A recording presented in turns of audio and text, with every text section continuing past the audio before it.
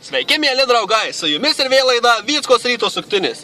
Šiandien mes atvykome į Dovainonis prie šitos Kruonių hidroakumuliaciniais elektriniais.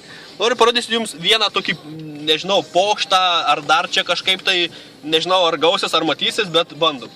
Štai važiuojame link Kruonių akumuliaciniais elektriniais ir pasukam link pačio baseino. Štai pagal vaizdą visą lyg ir būtų, dabar vat lygtais truputį nuo kalno. Dabar kylam į kalniuką, jeigu jums taip irgi pačiai matosi.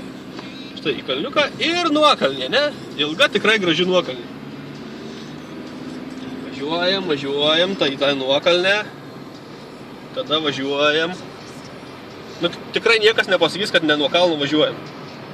Ir štai tolumu matosi jau pats Kruonių elektrinis baseinas.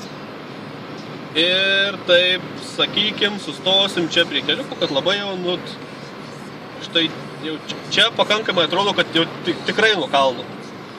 Ir dabar turim pokštą. Štai, sustoju, užgesinu mašiną. Palauk, dar šitą. Ir dar parodykite tenai dar kartą, kad žmonės įstikytų. Tikrai nuo kalno atrodo. Ir paleidžiu stabdžius.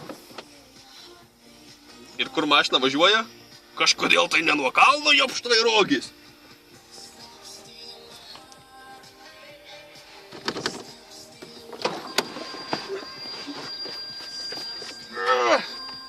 Ir taip nuo kalno ritasi, kad net vos sustabdau. Nebandau nuo kalno stumti.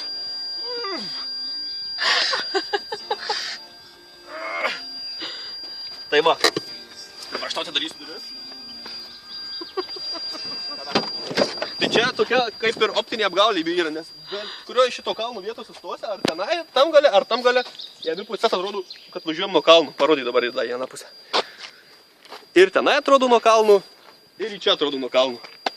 Čia pernai metais buvau elektrinėje ekskursijai, tai tas žmogus, kur tenai prižiūri tuos visus įrenginius, tai sakė, per naktį po kokias 4-5 mašinas atvažiuoja čia apžiūrėti, sakė, privažiuoja girtų, gulščiukų prisiveža, ten dar visokių butelius ir dena ir viską.